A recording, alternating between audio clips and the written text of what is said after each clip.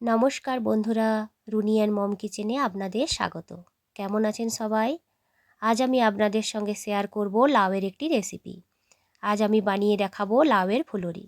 যারা লাউ খেতে একদমই পছন্দ করেন না, বিশেষ করে যেসব বাচ্চাদের লাউ একদমই পছন্দ নয়, এইভাবে যদি বাড়িতে একবার বানিয়ে নিতে পারেন, আশা করছি সবারই খুব পছন্দ হবে ও সবাই খুব মজা করে খাবে। তো চলুন শুরু করা যাক। আমি এখানে নিয়েছি হাফ লাউ। এইভাবে বড় বড় পিস করে কেটে নিয়েছি। এরপর একে সেদ্ধ করে নেব। কড়ে দিয়ে দেবো লাউ ও সামান্য জল। ঢাকনাটা ঢেকে দিয়ে অপেক্ষা করব 2টো সিটি আসার জন্যে। এই সময় মিক্সিং বলে নেব হাফ কাপ মতো সুজি ও সামান্য একটু জল। সুজি এবং জল ভালোভাবে মিক্সড করে নিয়ে ঢেকে রেখে দেব 10 মিনিটের মতো। লাউটা সিদ্ধ হয়ে যাওয়ার পর একটা বড় ছাঁকনির সাহায্যে জলটাকে ঝরিয়ে ঠান্ডা হওয়ার জন্য রেখে দেব। 10 মিনিট পর ঢাকনাটি খুলে সুজিটাকে আরেকটু ভালো করে মিক্সড করে নেব। এরপর এতে দিয়ে দেব হাফ কাপ চিনি, 1 কাপ ময়দা, 2 টেবিল চামচ পাউডার দুধ, সামান্য নুন ও 1 টেবিল স্পুন মতো গোটা মৌরি। সমস্ত কিছু দিয়ে ভালোভাবে মেখে নেব। ভালো করে মেখে নেওয়ার পর এতে দিয়ে দেব আগে থেকে সিদ্ধ করে রাখা লাউ। আবারও সমস্ত কিছু ভালোভাবে ফেটিয়ে ফেটিয়ে মিক্সড করে নেব।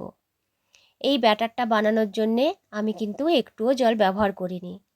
লাউ থেকে যে জল বের হয়েছিল তা দিয়েই কিন্তু ব্যাটারটা মাখানো হয়ে গিয়েছিল।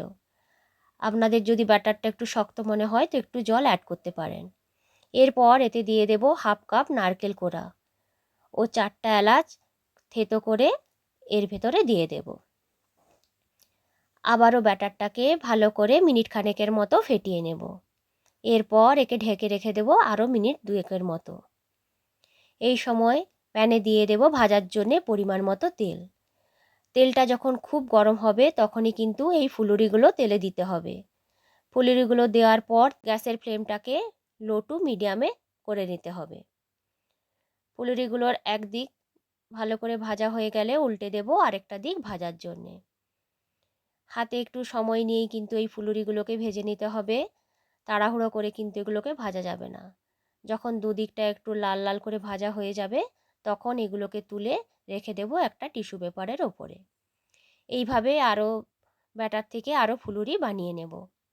আপনারা যখন ফুলুরিগুলোকে তেল থেকে নামাবেন তখন কিন্তু গ্যাসের ফ্লেমটাকে হাই করে দিতে হবে। এইভাবে দুদিকটা উল্টে পাল্টে ভেজে নিলেই তৈরি হয়ে যাবে এই সুস্বাদু লাউয়ের ফুলুরি।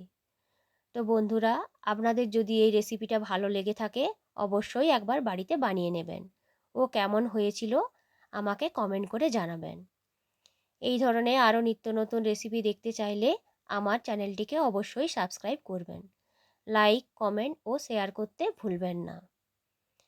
আবারও হাজির হব নতুন কোনো দিন নতুন কোনো রেসিপি নিয়ে। ভালো থাকবেন, সুস্থ থাকবেন সবাই। আজকের মতো টাটা।